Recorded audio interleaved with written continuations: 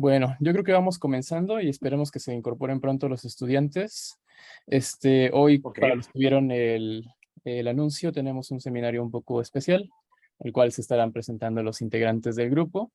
Y entonces, bueno, le cedo la palabra directamente al profesor Cuauhtémoc, que va a moderar la sesión. Adelante, Pau. bueno, hola, ¿qué tal todos? Muchas gracias por acompañarnos. Pues como el título dice, queremos hacer algo muy simple, es presentar nuestro grupo de geometría y gravitación. Somos de la Facultad de Física, somos parte de un cuerpo académico que se llama Álgebra, Geometría y Gravitación. Está dividido en dos partes, la parte de cuántica y la parte de gravitación, geometría y gravitación, somos nosotros. Entonces, bueno, más o menos qué hemos hecho en la facultad. Bueno, para empezar, quiénes somos,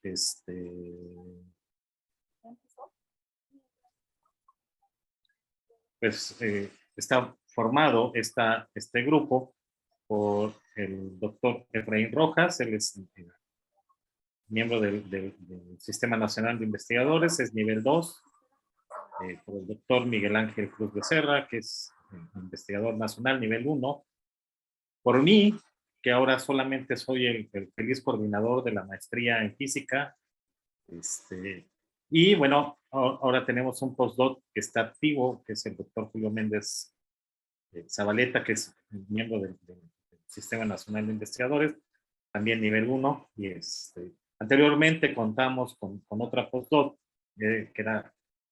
que fue la doctora Abigail Álvarez. Ella entró como candidata a investigador nacional, y bueno, aquí estuvo un par de años con nosotros en el grupo.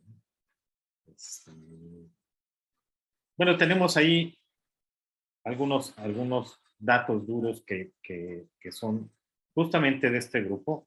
Entonces, lo que tenemos es que, digamos, desde que se formó la maestría en el 2015 y al 2017, perdón, al 2022, la facultad ha publicado alrededor de 125 artículos. La mayoría son en revistas le decimos el Journal Citation Report, el JCR. Tienen la mayoría muy buen cuartil, ¿no? Estamos hablando de cuartil 1, cuartil 2, algunas tal vez cuartil 3, pero usualmente andamos entre 1 y 2. Y de parte de el grupo contribuye con más o menos el 20% de estas publicaciones a los artículos que publica la facultad. También en el mismo periodo representamos más o menos el 20% del total de las tesis que se han dirigido en la facultad, y donde sí tenemos una presencia muy fuerte es en la maestría, ¿no? Donde estamos alrededor del 50% de las tesis que se han dirigido en la maestría. El grupo ha logrado atraer a dos postdocs, como ya les platicaba, la doctora Abigail y ahora el doctor Julio. Entonces, digamos, esos son nuestros datos más presumibles del grupo. Y bueno, le voy a platicar un poquito, y todos nuestros miembros del grupo les van a platicar un poco de las líneas de investigación que cada uno tiene. Entonces, yo en particular, si digo que hago algo, hago soluciones exactas, ¿no? Inicié con soluciones exactas para objetos compactos, estrellas, un poco la descripción geométrica de algunos espacios-tiempo, y ahora estoy tengo la inquietud de entender bien y aplicar bien, ¿no?, el método de Lee, utilizarlo para los sistemas de ecuaciones diferenciales y además también utilizar, bueno, empezar con hacer soluciones numéricas a sistemas de ecuaciones. Y particularmente ahora estoy en contacto con un colega de aquí de la universidad que está desarrollando cosas en el área de su expertise, de su experiencia. Él es experto en psicología, pero en psicología conductual. Y bueno, hemos estado platicando y tratamos de encontrar un punto de conexión de la física, de los temas que nosotros manejamos y de los datos que ellos obtienen de sus experimentos, pues para hacer un tratamiento de datos y ver si es posible obtener algo más, ¿no?, acerca de esos datos. Entonces, pues quiero trabajar en temas de psicología una vez que me deshaga de este cargo que tengo. Pero bueno, básicamente estaré desarrollando estos temas de investigación próximamente. Y bueno, ahora sí, los dejo con los demás miembros del grupo para que nos muestren cuáles son sus líneas de investigación. Entonces, pues, está el doctor Efraín Rojas, que nos puede platicar también de sus temas de investigación.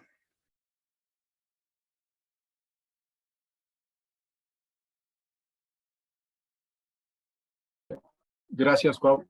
Dame unos instantes.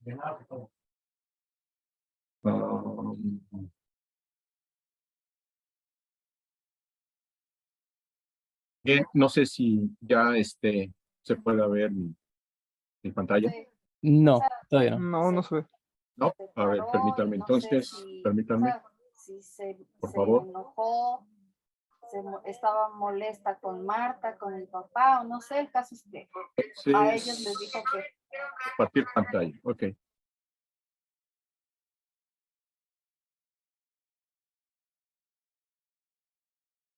Listo, ahora se ve.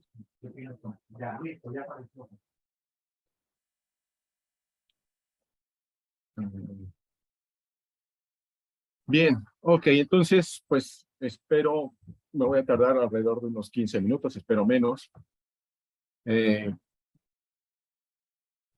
Brevemente, los intereses que he perseguido durante estos últimos años aquí en la facultad.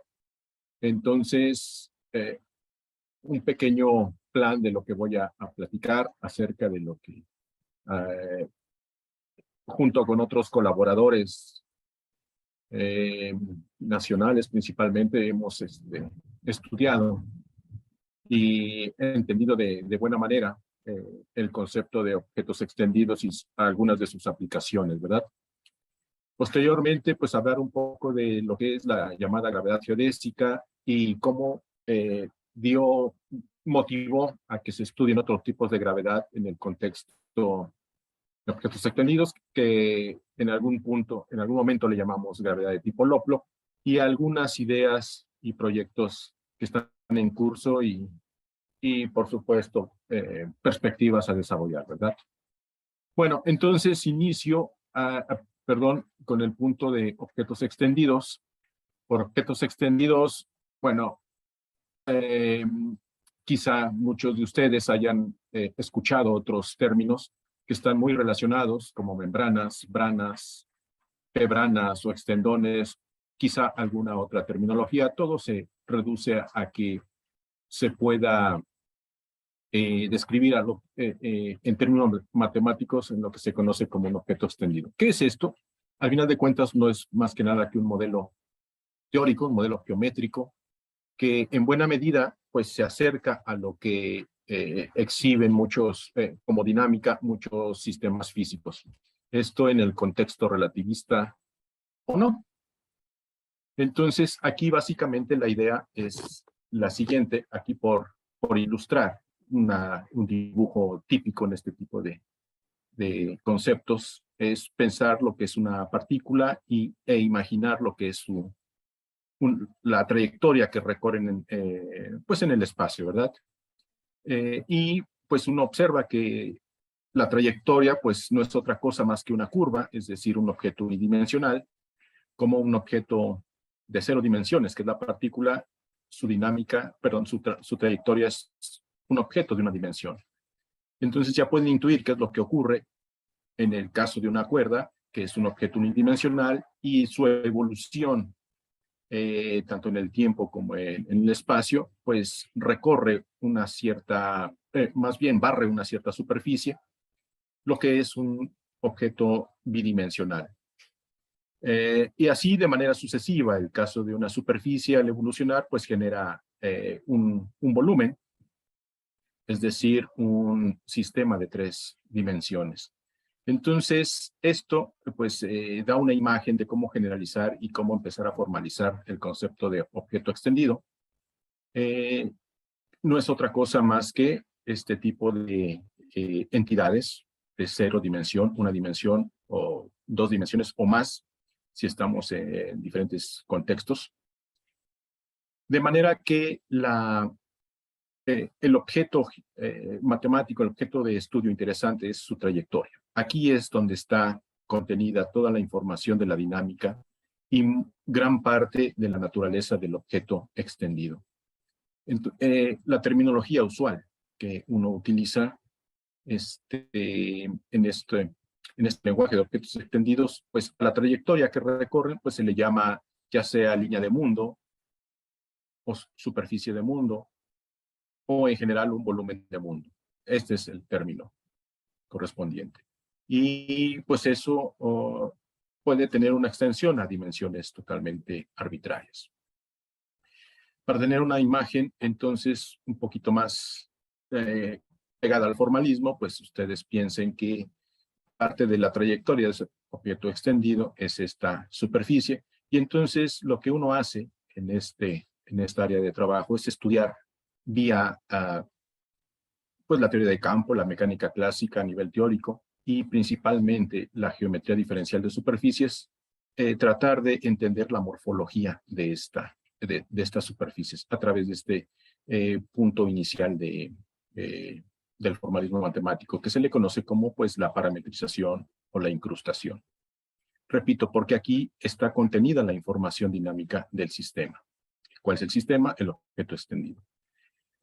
Ya lo mencioné, perdón, sí, ya lo mencioné, pues el formalismo fuerte, aquí en estas descripciones matemáticas, pues se basa en la geometría diferencial de superficies, donde principalmente se utilizan estas estructuras matemáticas, lo que se le llama la primera forma fundamental o la métrica inducida sobre la trayectoria que ha recorrido el objeto, así como la segunda forma fundamental o también conocida como la curvatura extrínseca de la trayectoria. Aquí lo importante que hay que notar en estas descripciones es de que esta estructura, este tensor, si ustedes observan a partir de esta relación matemática, depende de segundas derivadas. ¿De quién? De estas funciones de incrustación o de esta parametrización. Acciones típicas, bueno, aquí mencioné alguna que describe membranas de tipo biológico. Voy a hablar un poquitito acerca de esto en unos instantes. Esta es una acción en la cual uno asume que describe la energía de membranas de tipo biológico, donde la ecuación que surge al hacer la variación de esta acción, pues produce esta expresión matemática. En este contexto se le llama ecuación de forma en vez de una ecuación de movimiento. Bien, entonces en general, pues los modelos geométricos a los cuales hacemos alusión, que van a describir sistemas físicos a través del concepto de objetos extendidos, en general son lagrangianos, que tienen esta dependencia, donde las variables independientes son las funciones de encajamiento. Esos son nuestros campos físicos. Algunas teorías o modelos más representativos basados en este contexto de objetos extendidos, bueno, quizá muchos hayan escuchado la acción de Dirac-Nambu-Goto, que no es otra cosa más que la integral de el volumen o superficie del objeto extendido, mediada por una constante que juega el papel de una tensión superficial. Históricamente, este es uno de los, pues quizá el modelo más representativo de los objetos extendidos, pero hay modelos más ricos en estructura matemática, insisto, basados en la geometría diferencial, como es esta acción que se parece a lo que en gravitación pura se le llama acción o término de Gibbons-Hawking-York, pero en el contexto de objetos extendidos fue una propuesta para modelar lo que es un electrón, conocido en ese tiempo como electrón de Dirac. Estoy hablando de la década de de los 60 del siglo pasado, así como finales de los 80 también del siglo pasado. Hubo varios intentos en entender esta acción, no solo en este contexto relativista, sino también en el contexto de membranas de tipo biológico. Uno de los más sonados todavía y que es tema activo de investigación es este llamado de modelo de Regge-Teitelbaum, también llamado gravedad geodésica, donde esta acción trata de imitar lo que hace relatividad general. Aparentemente, uno puede decir esto es relatividad general porque esta es la acción de Einstein-Hilbert. La diferencia crucial es de que las variables de campo son diferentes. En relatividad general pura, es decir, donde no hay algún fondo, las variables son la métrica, mientras que aquí son las variables de incrustación. Algunos otros modelos exóticos, por ejemplo, esta acción de tipo Borinfeld, que bueno, pues bajo una expansión produce muchos de estos términos, de los cuales voy a platicar en unos instantes. Esta acción, quise ponerla al último, porque se conoce como la energía libre de Helfrich, otros dicen Helfrich-Cannon, pero que es el término principal para describir membranas de tipo biológico. Algunos que no tengan mucho interés en el contexto relativista, pues quizá pueda llamar la atención esta acción que se trabaja a nivel euclidiano en 3 dimensiones. Unos dibujos acerca de lo que son las membranas lípidas. Les acabo de mencionar que este es el término principal. Efectivamente, esto es ya una acción más general para describir este tipo de estructuras de bicapas, las cuales están formadas por membranas fosfolípidas, así se llaman. Ustedes de este dibujo pueden notar una configuración, una cabecita con 2 colas que obedecen o más bien les gusta vivir en ciertos ambientes, dependiendo el fluido donde se encuentren. En general, pues se agrupan y forman estas bicapas. Ok, esta es una representación artística, si uno puede llamarla de esa manera, en la vida real, ya cuando se toman cortes y se vea a nivel de microscópicos potentes, microscopios electrónicos, entonces se han tomado imágenes como es la que aquí muestro, está un poco borrosa, donde se observan esas bicapas, ¿verdad? O un acercamiento muestra con más claramente que esas estructuras son unas bicapas.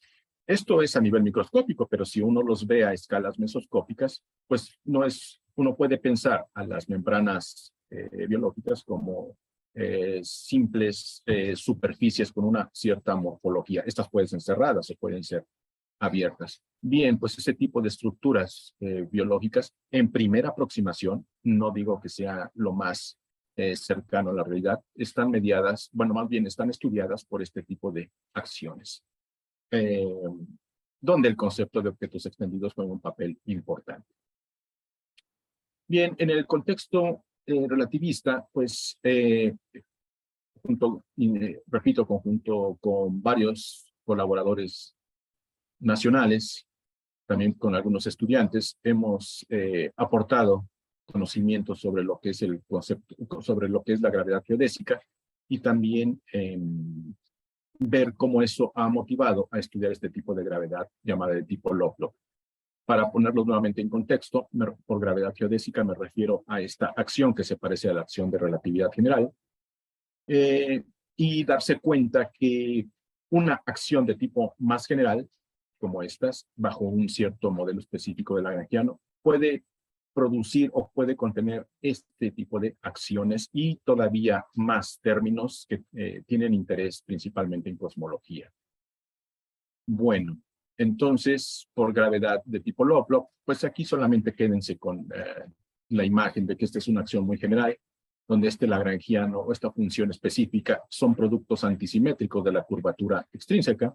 Es aquí donde ustedes notan que el concepto de curvatura extrínseca, juega un papel primordial en estos modelos geométricos. La expansión de esta expresión, los primeros términos, aporta el primer término, la acción de Nambu-Goto, o el modelo de Nambu-Goto, el modelo de Gibbons-Hawking-York, tipo Gibbons-Hawking-York, gravedad geodésica, lo que se conoce como el término de Gibbons-Hawking-York-Myers en el estudio de agujeros negros en varias dimensiones, el término de Gauss-Bonnet, famoso en relatividad general pura, pero que, bueno, pues en dependencia del número de dimensiones que estemos considerando, puede tener vida o no, es decir, puede producir ecuaciones de movimiento o no, y así sucesivamente. ¿Cuál es la importancia de este tipo de modelos geométricos? Bueno, pues es que producen ecuaciones de movimiento que son de segundo orden. Aquí solamente lo enuncio, aquí están escritas de manera compacta. Recuerden que esto representa segundas derivadas y esto también, pero escritos de una manera vía productos antisimétricos. Esta estructura se conoce como delta de Kronecker generalizada. Aquí estamos considerando que no hay inclusión de materia en el objeto extendido, en consecuencia esto es cero. Si lo hubiese, pues bueno, aquí habría alguna función que dependa tanto de la derivadas de las coordenadas. No voy a ahondar tanto en esto. Si alguien tiene preguntas, bueno, lo haré. Esta es una estructura la responderé, perdón. Esta es una estructura importante en nuestros estudios, que es un tensor conservado y ayuda a entender mucho de la dinámica de estos objetos. Aquí, nuevamente lo mencionaré, lo importante de estos modelos es de que aportan ecuaciones de movimiento de segundo orden y no de cuarto o de tercer orden, que son típicos de modelos de segundo orden como teorías en mecánica teórica. Bueno, algunas utilidades pues son para el modelo de gravedad tipo Lovelock, pues se puede entender como extensiones al modelo de Regge-Teitelbaum. Ayuda a entender desde otra perspectiva la cosmología, pero ahora en dimensiones extras, que pueden reproducir muchos de los efectos que se observan en otras líneas de investigación. Da pauta a otras estructuras llamadas galileones. Aquí puede aportar más ideas para reconsiderar el modelo del electrón de Dirac. Y pues, por supuesto, aquí en el caso de las membranas biológicas, también pueden considerarse como modelos efectivos para estudiar esas membranas de tipo biológico. Algunas ideas y algunos proyectos a desarrollar. Bueno, ya lo mencioné con respecto a las teorías de Lovelock. Hay que seguir estudiando estos modelos, dándoles una geometría muy particular, como si fuese nuestro universo. En este sentido, imponerle una geometría de tipo Friedmann-Robinson-Walker y estudiar sus consecuencias a nivel cosmológico. Julio está realizando su tesis de maestría conmigo, entonces está incursionando en ver cómo desde esta perspectiva de objetos extendidos se puede entender el concepto, más bien darle una posible interpretación al concepto de materia oscura como un efecto de tipo geométrico y no de alguna materia muy particular. No está por demás decir que hay un intenso desarrollo de técnicas variacionales para estudiar estos modelos.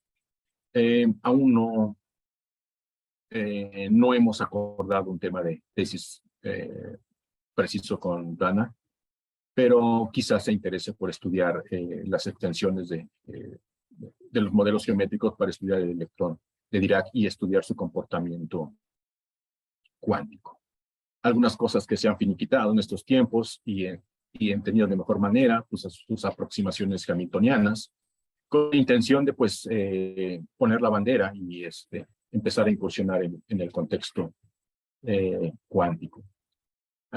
Alejandro pues está finiquitando ya su tesis doctoral, estudiando la aproximación de Hamilton-Jacobi para estos tipos de objetos extendidos, principalmente de tipo Lovelock,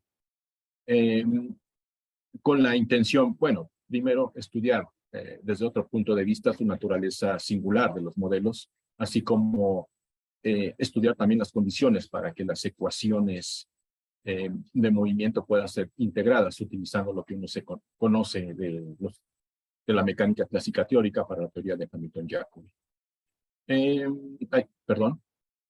Algunas colaboraciones que se tienen, se siguen estudiando condiciones de estabilidad para estos modelos y en particular una colaboración con un estudiante doctoral de Ricardo Capovilla. Entonces, allí hemos estudiado algunas geometrías de tipo agujero negro, tipo Schwarzschild, y estudiar la ecuación de Jacobi, que es la que nos da las condiciones para hablar de estabilidad o no de este tipo de sistemas.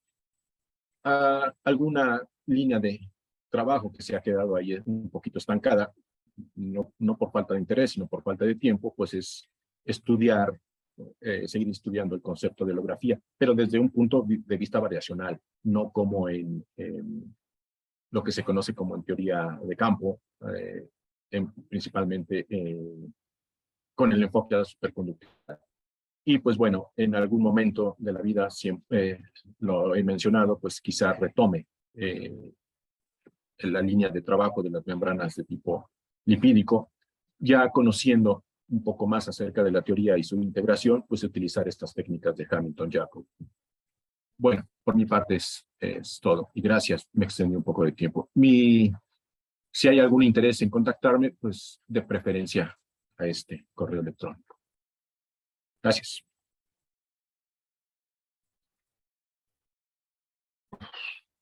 Gracias. De hecho, quizá antes de que pasemos a otro, sería bueno si los estudiantes tienen preguntas para hablar sobre tus temas.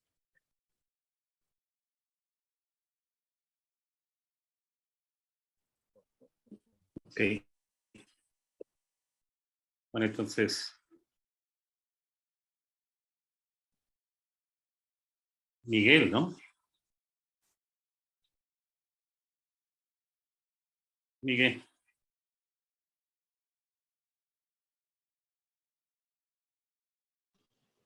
Hola, ¿qué tal?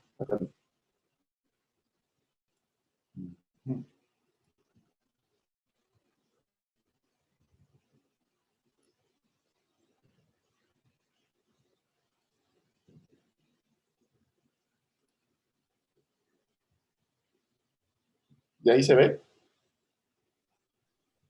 Está cargando. Sí.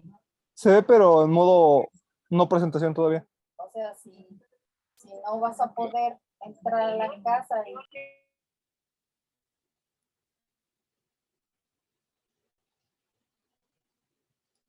¿Y ahí se ve mi presentación?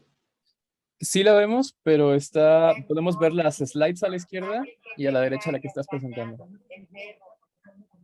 como si se... ¿Ahí está bien? Sí, así se ve un poco mejor. Ok.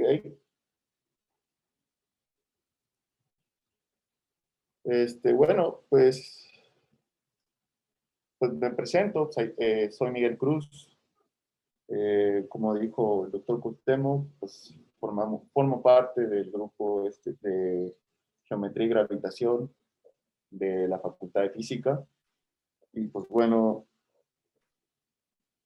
actualmente los intereses que tengo se basan un poco hacia, o están orientados hacia la cosmología.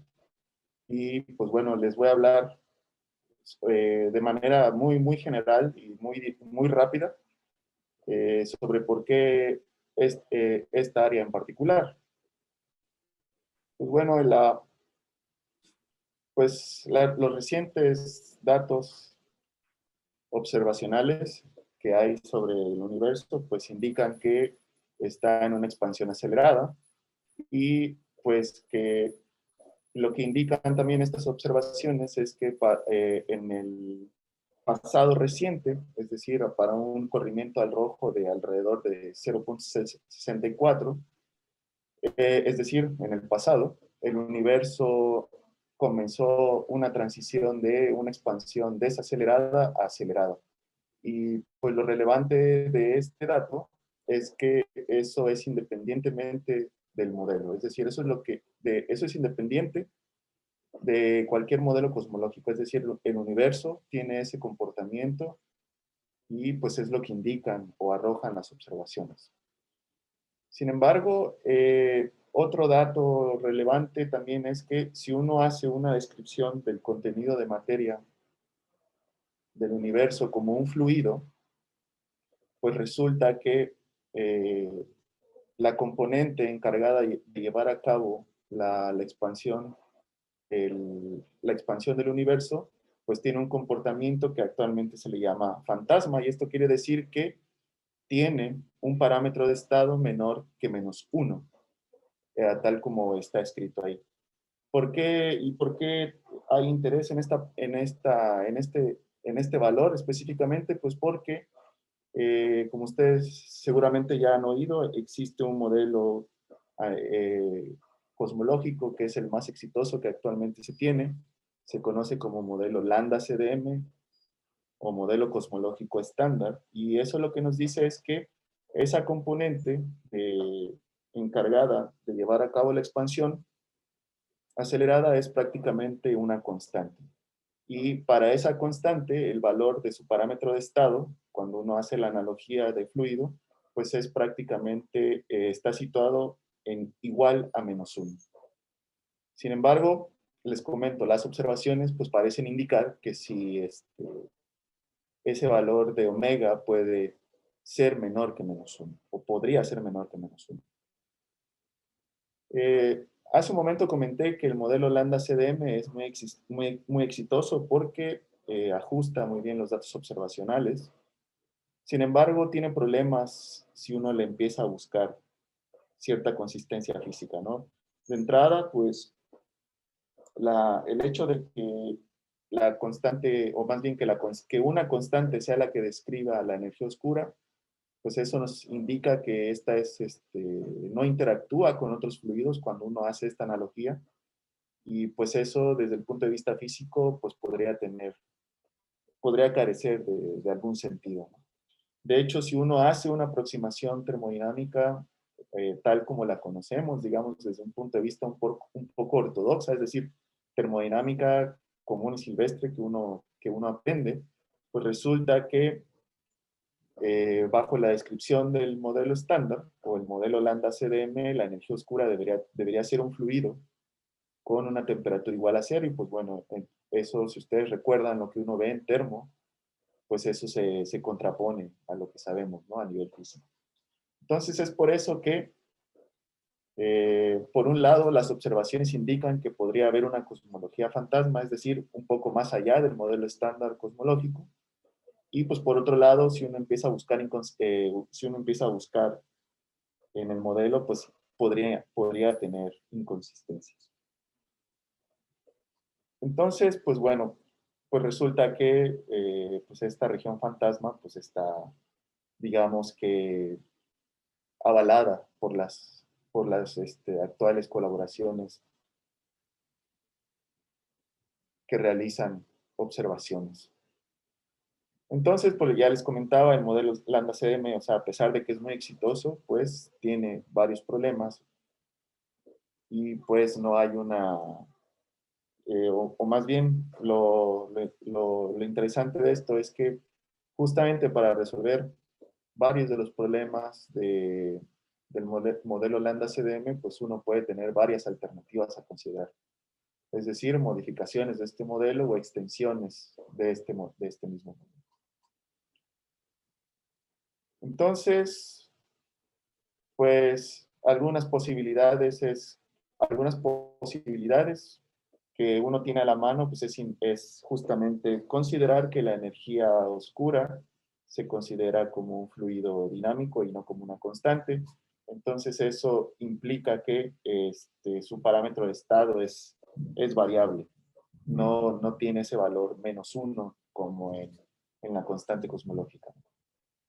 Entonces, ¿cómo se puede lograr que la energía oscura tenga un parámetro de estado variable? Pues bueno, existen varios esquemas que uno puede considerar. El más simple que uno tiene en la mano es permitir que esta energía oscura interactúe con el sector de materia oscura, o prácticamente encender posibles interacciones de energía oscura con otras componentes. Entonces, de esa manera uno puede lograr que se tenga una energía oscura con parámetro de estado variable. De hecho, uno también puede incluir o robustecer la descripción del fluido que se está empleando para describir el contenido de materia. Y una posibilidad es también incluir efectos disipativos en el fluido. ¿Y esto por qué? Porque si ustedes revisan diversos artículos de cosmología, generalmente se quedan a un nivel descriptivo usando un fluido perfecto. Sin embargo, en un fluido perfecto no hay disipación de calor, no hay efectos disipativos, y pues eso, si uno va hacia la parte termodinámica, pues se encuentra que no hay crecimiento, no hay producción de entropía, lo cual también sabemos, pues se contrapone a lo que sabemos de la física que aprendemos en la licenciatura. Entonces, es por eso que uno va buscando ciertas alternativas para describir de mejor manera el universo observable, ¿no? Entonces, partimos de eso, del hecho de que sí, hay un modelo que es muy exitoso en cuanto al testeo y al fiteo de observaciones. Sin embargo, tiene problemas o tiene ciertas debilidades, por así decirlo. Entonces, pues, como les comentaba, una posible solución a esto es encender o permitir que la energía oscura interactúe con otras cosas. Y pues hay realmente muchos trabajos hechos en este sentido. Incluso la inclusión de efectos disipativos en la descripción del fluido cósmico también se ha hecho bastante. Se pueden considerar incluso algunos otros aspectos en los cuales puede haber producción o aniquilación de materia que den origen a una expansión acelerada y demás. O sea, es decir, hay diversas alternativas que uno puede explorar para describir o tratar de dar un modelo que se aproxime a las observaciones o al universo observable. Entonces, pues les comentaba, realmente uno va hacia esas extensiones o modificaciones del modelo estándar no por capricho, sino porque pues realmente las observaciones indican que el parámetro de estado que se le asocia a la energía oscura podría estar un poco alejado de ese valor -1 que uno sabe que tiene la constante o que se le asocia a la constante cosmológica. Entonces, por eso que uno debe buscar posibles explicaciones al por qué las observaciones indican que pues realmente el valor no es -1. Entonces, hay otros conjuntos de observaciones que son consistentes con el valor -1. Sin embargo, son conjuntos de observaciones antiguas y, sin embargo, las más recientes, pues sí, indican una tendencia hacia esta cosmología fantasma. Y bueno, no es solo el hecho de buscar un parámetro de estado que pueda tomar valores por debajo de -1, sino que también una cosmología de este tipo pues tiene implicaciones muy severas, ¿no? Eso implicaría que el universo se está sobreacelerando y por ende en algún momento, o sea, más bien la expansión se está dando de forma sobreacelerada y por ende en algún momento se podría llegar a la desintegración de estructuras, violar causalidad, etcétera. Es decir, el universo podría terminar en una singularidad futura, que ese es uno de los escenarios posibles de la evolución cósmica. Entonces, pues no solo se trata de ver qué pasa si uno, o de buscar modelos en los cuales omega pueda ser menor que -1, sino que también interpretar qué sucedería con las cantidades físicas en un escenario de ese tipo, ¿no? Entonces, pues, como les comentaba, pues sí, parece que las observaciones, conforme se afinan un poco más y los errores sistemáticos se van eliminando, entonces, pues sí, parece que hay una cierta preferencia, o más bien el escenario fantasma tiene cabida y está avalado por las observaciones, ¿no? O sea, cosa que antes no se tenía muy en cuenta, ¿no? Entonces, pues bueno, prácticamente de eso es lo que les quería hablar, es decir, eh, el interés en la cosmología en este sentido es para tratar de describir el universo observable, y es decir, apegado a lo que las observaciones nos están diciendo, y sobre todo para tratar de darle consistencia o tener modelos que no tengan las inconsistencias o debilidades del modelo Lambda-CDM. Entonces, muchas gracias. De mi parte sería todo.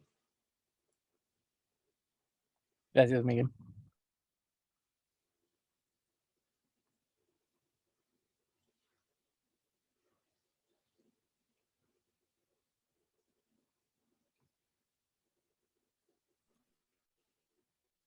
¿Preguntas, comentarios?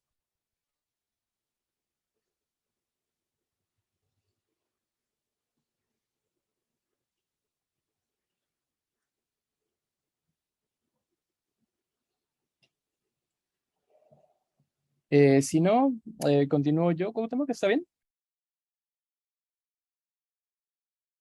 Pues sí, creo que sí. Adelante. Bueno, ok. Entonces pasaría yo.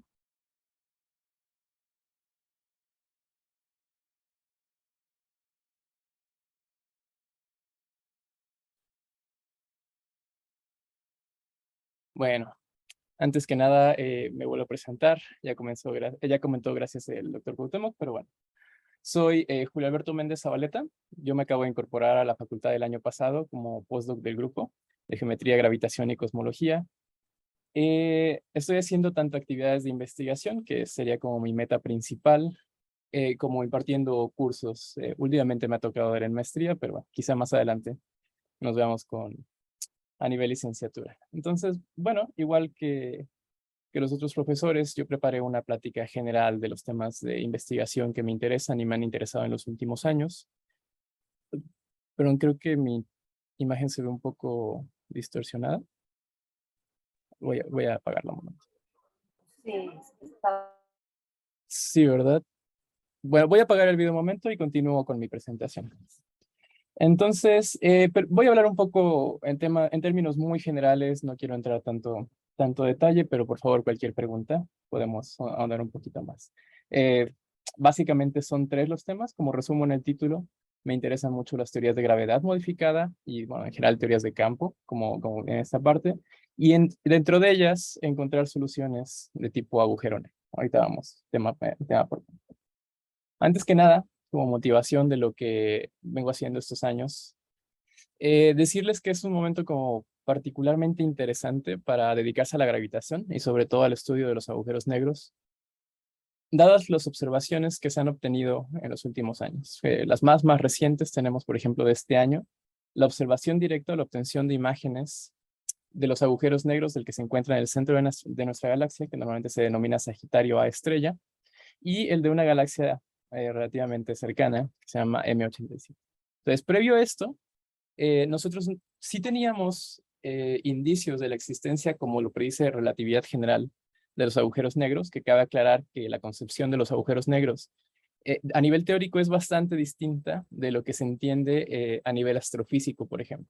A nivel astrofísico nada nos preocupamos de las características, digamos, como objeto compacto, como nos comentaba el profesor Cuauhtémoc, pero a nivel relatividad general o a nivel gravitación hay muchas otras propiedades más interesantes que tienen estos objetos. Entonces, bueno, tenemos por ese lado las observaciones directas de dos objetos tipo agujero negro, pero también tenemos de hace ya unos 5 o 6 años la medición por parte de los detectores como LIGO y Virgo de lo que se conocen como ondas gravitacionales.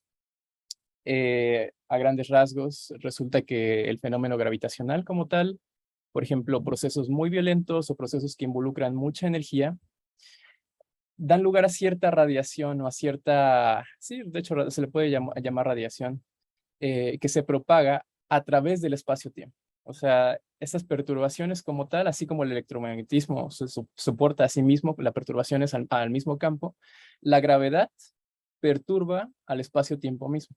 Y desde el punto de vista de estas teorías de gravedad que nos interesan a la mayoría de los relativistas a nosotros, digamos en la actualidad, básicamente entender la gravedad es entender la dinámica del espacio-tiempo. Entonces, bueno, esta es otra forma de observar prácticamente directamente a fenómenos como agujeros negros. Por ejemplo, aquí lo que se obtiene como tal, o las mediciones, son distorsiones en el espacio, en un tipo de interferómetro, que caracterizan perfiles de onda de los fenómenos altamente energéticos, como podrían ser la órbita de agujeros negros, la órbita de estrellas de neutrones, la colisión o la coalescencia de estos objetos y que dan lugar a objetos más masivos. Entonces, comenzamos con una primera observación, después con un par por año y ahora existen más de 80 mediciones de agujeros negros.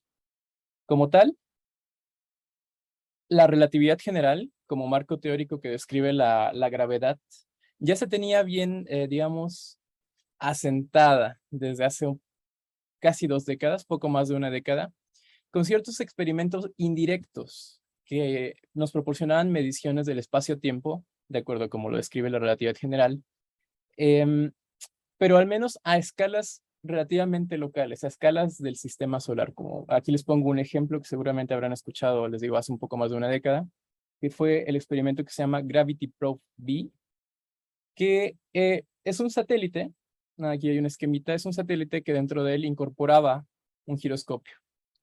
Entonces, estos giroscopios, sobre todo los láser, son mecanismos o son instrumentos de medición bastante precisos que pueden medir o percibir desviaciones angulares o sea, con un nivel de precisión muy alto. Y lo que logró esta observación, que es uno de los ejemplos que les pongo aquí, es caracterizar un efecto, voy a escribir sobre estas slides de aquí en adelante, me disculpo por ello, un efecto que se llama frame dragging,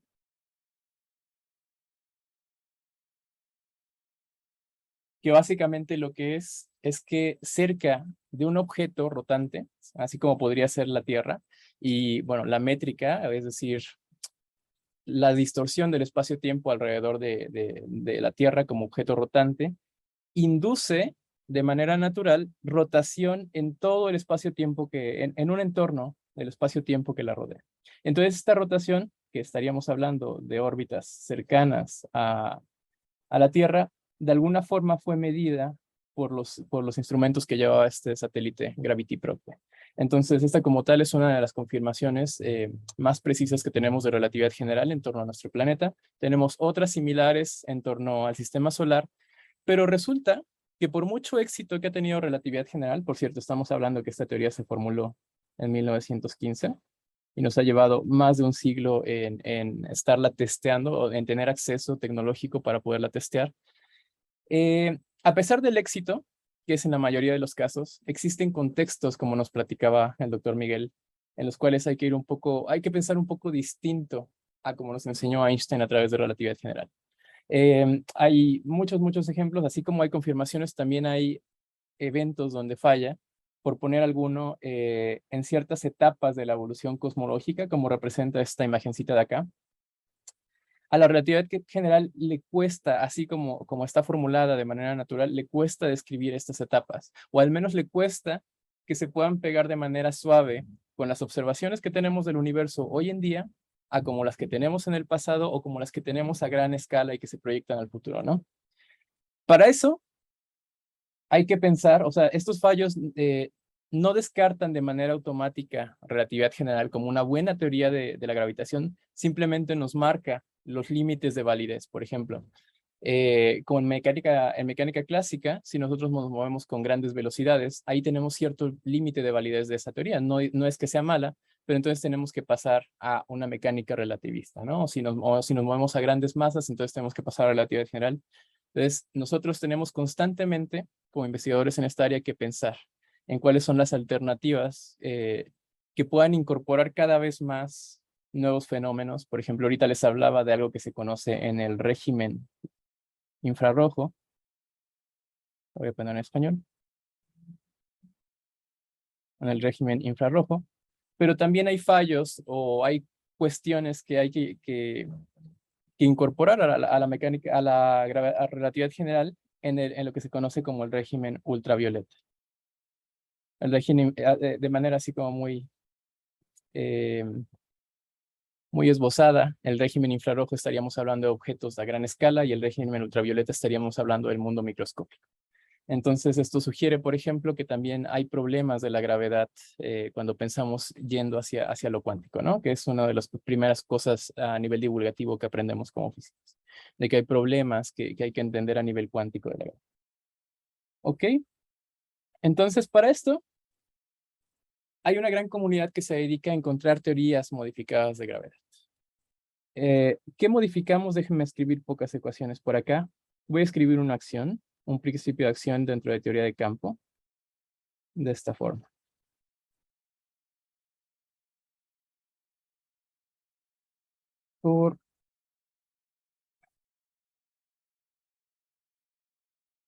Esto se conoce como la acción de Einstein-Hilbert, que es alguno de los términos. Es similar, claro que con la formulación métrica. Alguno de los términos que nos presentó el doctor Efraín. Él tiene toda la torre de estados permitidos, ahorita los menciono en un momento, pero nosotros al menos en 4 dimensiones y lo que sabemos que funciona alrededor del sistema solar, tenemos esta acción.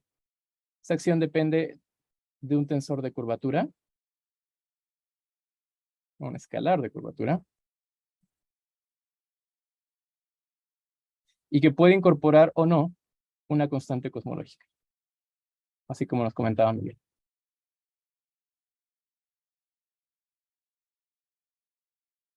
Entonces, básicamente, esta es la acción o esta es la teoría, al menos en el lenguaje de esta plática, acción y teoría van a ser prácticamente equivalentes, o también lagrangiano podría ser. Es la que queremos modificar, es la que queremos entender qué más le podemos hacer, de tal forma que preservemos las observaciones que ya son buenas, pero que podamos agrandarla de tal forma que incorporen las que todavía se le escapan. Igual otra vez, hay un reino, un mundo de formas de alterar esta teoría, pero básicamente se pueden incorporar en 2 modos. El primero es cambiar la dinámica de la teoría. Vamos a poner por acá un 1. Cambiar la dinámica. ¿Qué sería esto? Bueno, lo que está dentro de la acción, déjenme subrayarlo en otro colorcito. Este pedazo de acá lo podemos entender como una densidad lagrangiana. Algo así como un lagrangiano cinético. No sé, por pensar de alguna forma, como si fuera una partícula puntual, sería el equivalente al término cinético del campo gravitacional. Ahora estamos en el contexto de teoría de campo, ¿no? Entonces, una opción es cambiar la dinámica o la cinemática de la teoría sin incorporar ningún otro campo. Simplemente cambiar la acción, digamos este L cinético que acabo de escribir allá, aquí. De manera general yo lo puedo pensar como una función de la métrica, de derivadas covariantes de la métrica. Este triangulito de acá, el operador nabla, representan derivadas covariantes. Y derivadas de segundo orden. Básicamente, yo puedo escribir esquemáticamente la teoría de arriba de esa forma. Y entonces yo puedo intentar ir más allá y extender a modelos con correcciones de curvatura. O sea, L cinético lo puedo cambiar por algún otro L, vamos a llamarle mod, de modificado, que depende como arriba de la métrica, de derivadas de orden n de la métrica, no necesariamente lineales o de segundo orden, y que podrían incorporar algunos otros invariantes geométricos. Podrían ser algún otro tensor, como el de Weyl, etcétera, etcétera, el de Riemann. Pero a la hora de hacer eso, resulta que como teoría de campo, relatividad general es bastante interesante. Es muy susceptible a estos cambios. Las propiedades buenas que presenta a nivel teórico cambian drásticamente si nosotros incorporamos estas piececitas de acá. Ups, creo que ese no se ve. Bueno, si nosotros incorporamos nuevas piezas como derivadas superiores o eso, se tiene que hacer mucho cuidado para preservar las buenas propiedades teóricas. Entonces, eso como tal es lo que se denominan gravedades con correcciones de curvatura.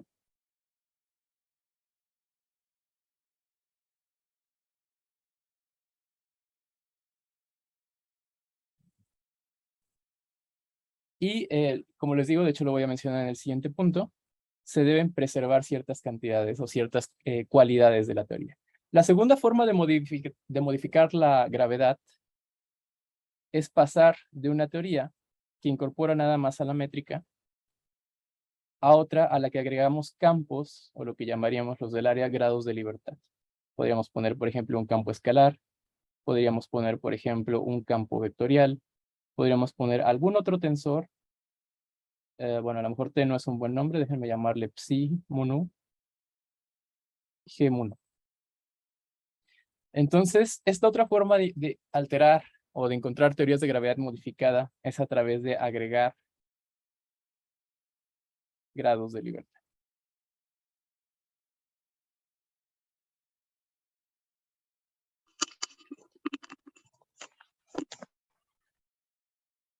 ¿Vale? Esto de agregar grados de libertad también se puede entender si nosotros nos olvidamos un poquito de la interpretación geométrica de relatividad general. Se podría entender desde el punto de vista de teoría de campo como el acoplamiento de la métrica con otros campos de materia.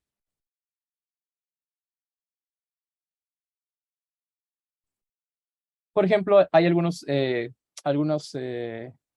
contextos en el que yo puedo hacer algo así como L cinético y sumarle el lagrangiano de Maxwell sobre un espacio-tiempo curvo. Y entonces ahí lo que estaría viendo sería una teoría tensorial vectorial.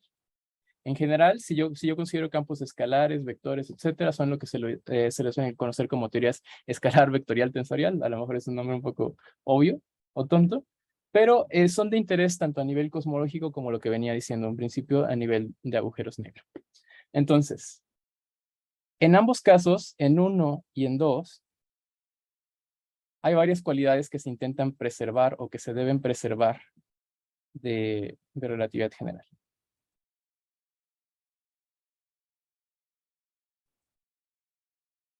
Las propiedades clásicas. No me voy a meter todavía con nada, no me voy a meter de hecho en ningún momento con nada cuántico. Y estas propiedades serían, por ejemplo, el número de grados de libertad que se propagan para la métrica, que sabemos que funciona bien, que son 2. Preservar la causalidad del espacio-tiempo. Preservar, por ejemplo, la localidad, la unitariedad. Que no aparezcan grados de libertad inesperados. Por ejemplo, si yo pongo un vector y no construyo una buena teoría con términos apropiados, puede que propague más grados de libertad de los que yo estoy viendo y eso en general nos llevan a teorías mal definidas. Entonces, bueno, esta es una de las partes que me interesan a mí, no solamente en el contexto de gravedad, sino pensemos en esta acción que acabo de poner acá, donde tengo escalares, vectores, tensores, la métrica. A mí me interesa bastante la investigación de la construcción de modelos para combinaciones de cualquiera de estos elementos que vayan más allá de las que ya se conocen, pero que nos sirvan, o sea, por un lado que nos sirvan para describir nueva fenomenología y por otro, que hagan caso a este recuadrito de acá, que preserven las buenas propiedades. Eso, aunque parezca un poco trivial, es un reto encontrar estos nuevos modelos. Por ejemplo, si nos quedamos en el primer paso, caeríamos en los modelos tipo Lovelock que nos presentó el doctor Efraín. Y si nos pensamos en incorporaciones como estas que les estoy describiendo de campos escalares, también él nos mencionó una que serían los galileones, campos escalares con la gravedad. Ok, esa es una parte que me interesa a mí en las líneas de investigación. ¿Qué pasa cuando yo logro dar con una de estas teorías? Con una nueva teoría de gravedad. Pongamos que S es igual a una acción de gravedad modificada, que puede depender de la métrica y puede que dependa de algunos otros campos. De hecho, déjenme ponerlo de manera genérica, como psi. Ese psi podría ser un escalar, un vector o el campo de materia que ustedes quieran. A través del principio de acción estacionaria, es decir, si yo tomo la primera variación respecto a cada uno de los campos de la acción que yo estoy considerando y le impongo que esto sea 0, lo que me dice o lo que me da son el equivalente a las ecuaciones de Euler-Lagrange o las ecuaciones de campo.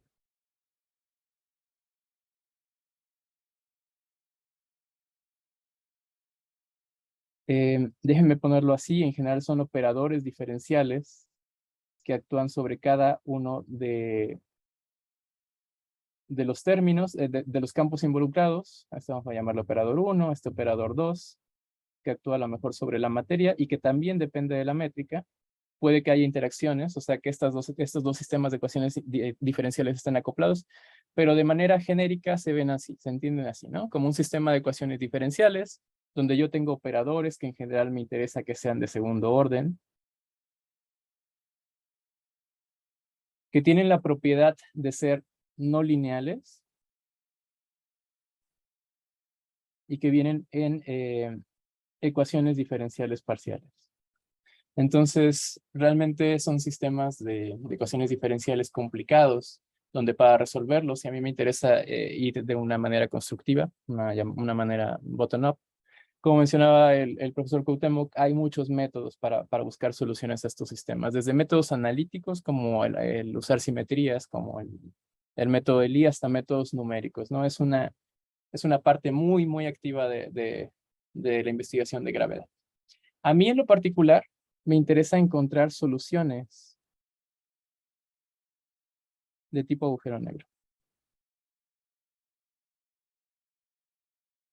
a estas teorías, particularmente de manera analítica o de manera exacta, como comentaba igual el profesor Cuauhtémoc, pero resulta que estas teorías realmente se pueden utilizar o tienen cabida en muchos ámbitos, no solamente en agujeros negros, en teorías de campo per se, teorías de campo vectoriales, escalares, etcétera, así como en cosmología, ¿no? Pero bueno, al menos a mí, este es el interés principal que les encuentro, la búsqueda de soluciones de agujero negro, que de alguna forma se retroalimenta. ¿A qué me refiero con esto? Las nuevas observaciones de agujeros negros, así como las que le ponía de las sombras de los agujeros negros, nos dejan testear la viabilidad de las teorías de gravedad modificadas. Y por otro lado, el tener, vamos a ponerlo así, observaciones, validez de gravedad modificada, pero también tener teorías de gravedad modificada me lleva a nuevas soluciones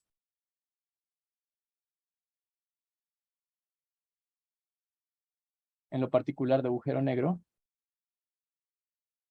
que no, digamos que no pertenecen al tipo de soluciones que yo puedo encontrar en relatividad general.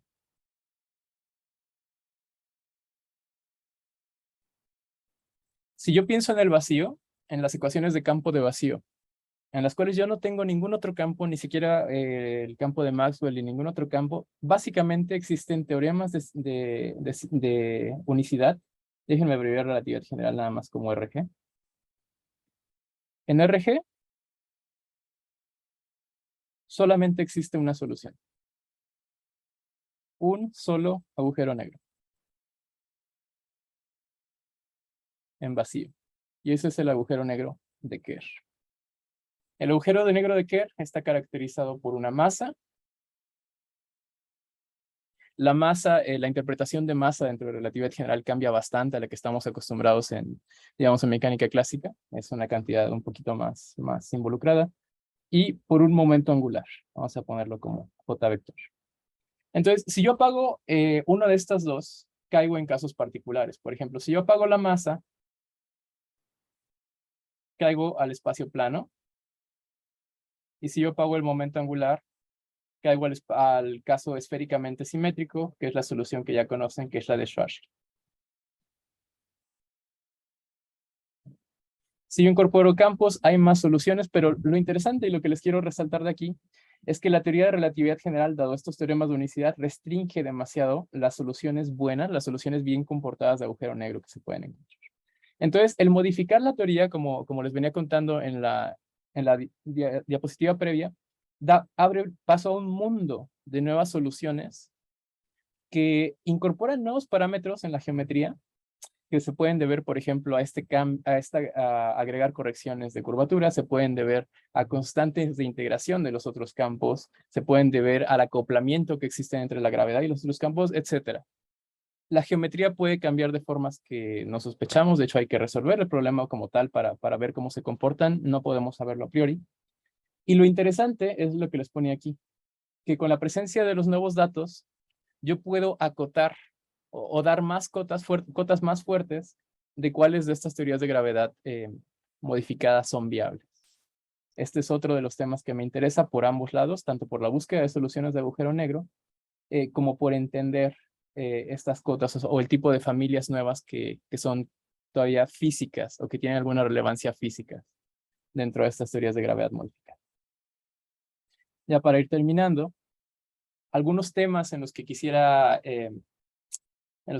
involucrarme recientemente, pero no he tenido igual mucho tiempo, todos tenemos bastantes constricciones del tiempo, es ir a la parte numérica de estos datos. Por ejemplo, las primeras dos imágenes de la sombra de agujeros negros que les obtuve, se involucran dentro de ellas un análisis bastante exhaustivo de señales ópticas, de procesamiento de señales. O sea, eso como tal no es una fotografía, sino es una convolución de infinidad de datos que logran una imagen distorsionada que más o menos se parece a lo que predice la teoría, y hay por ahí un mundo de análisis estadístico y de análisis de datos que nos lleva a formar o a darle más precisión a estas sombras de agujeros negros. Entonces esto se hace a través de análisis de datos por un lado,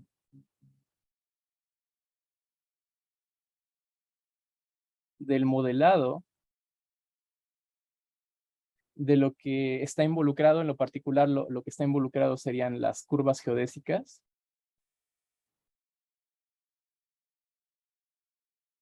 de la luz, o sea, la trayectoria de la luz alrededor del agujero negro es la forma de reconstruir estas imágenes, y básicamente todo eso lleva métodos numéricos.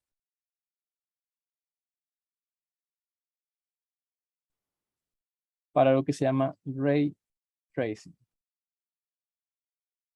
Entonces, a mí me gustaría, a futuro, si tengo algún estudiante, si hay algún interesado y que sepa bastante de computación, me gustaría entrar a estos métodos. Hay software libre, por ejemplo, esta imagen por aquí la generé en algún momento con un software que se llama Pi-hole, escrito en Python, en la cual uno le da la información geométrica, la introduce como parámetros, y él se encarga de hacer este proceso de ray tracing. Entonces, lo que faltaría sería ir de aquí para arriba y comparar con los datos que tenemos disponibles de la sombra de agujeros negros y ver, por ejemplo, si la solución de interés o la teoría de gravedad modificada tiene cierta relevancia física. Por otro lado, esta otra imagencita que les pongo de acá pareciera no tener nada que ver con gravedad. Esto es algo que se llama una red de vórtices, en lo particular una red de abricoso, creo que lleva un H por acá, y es un fenómeno de superconductividad.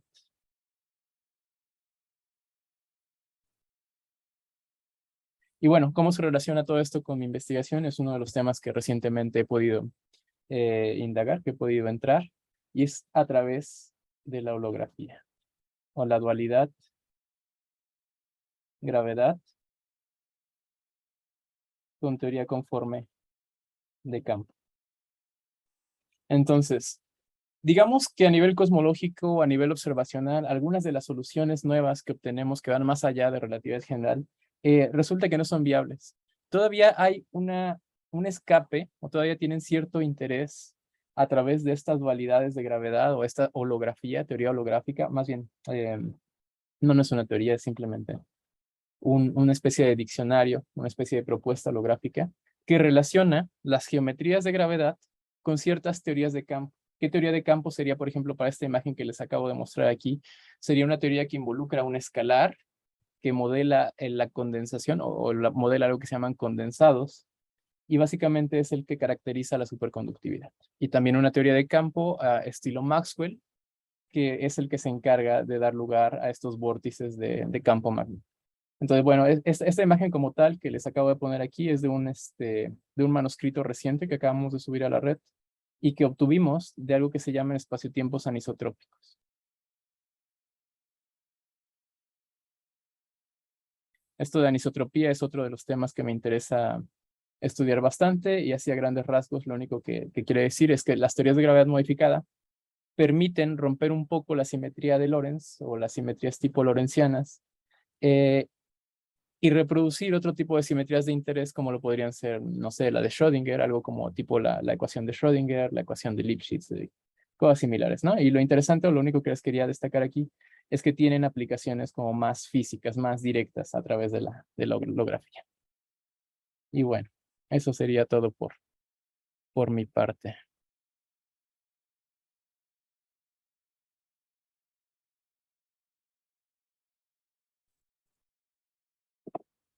¿Tienen alguna duda? ¿Comentario?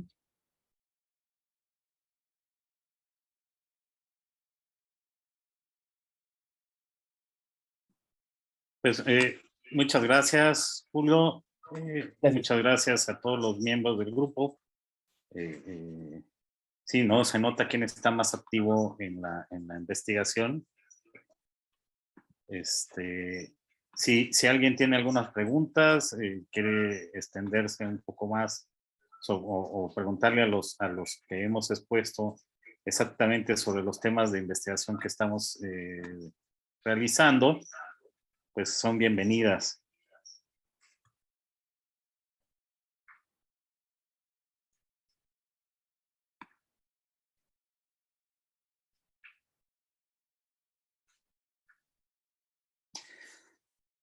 Bueno, sí.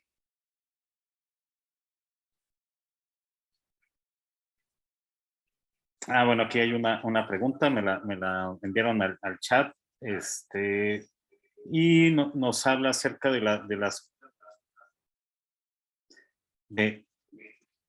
las cuestiones acerca de lo que trabajo con psicología. Bueno, no, realmente no se trata de empalmar la relatividad general con los temas de psicología. Mi colega es Alejandro León, lo vi hace rato conectado aquí en el grupo. Le mando muchos saludos. Y no, lo que tratamos de hacer es usar los conocimientos que tenemos de física y matemáticas para el análisis de datos que ellos tienen de sus experimentos. Entonces, vamos a tratar los datos como si fueran datos de algún experimento en física y vamos a tratar de darle una interpretación que tal vez sea de interés para los psicólogos, ¿no? Alejandro ya tiene una colaboración con los colegas de matemáticas y han tenido un par de artículos referente a esto, haciendo lo mismo, ¿no? Haciendo análisis estadístico de los datos que ellos obtienen. Vamos a ver si hay algo que la física pueda decir, además de estos análisis que ya tiene Alejandro. Él decía que lo que le gustaría sería que sus modelos fueran un poco más robustos, ¿no? O sea, que tuviera una fundamentación fuerte en física, bueno, en matemáticas sobre todo, ¿no? Porque son análisis de datos, pero siempre es bueno, ¿no? Tener la perspectiva de alguien que se dedique a estas ciencias. Eso es lo que les puedo comentar acerca de este trabajo entre, no es relatividad general, es física y psicología.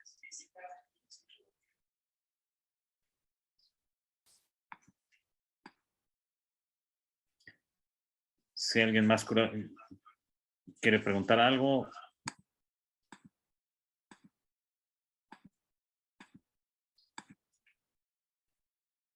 Bueno, si no, les agradezco a ustedes la asistencia y podamos agradecer a todos nuestros...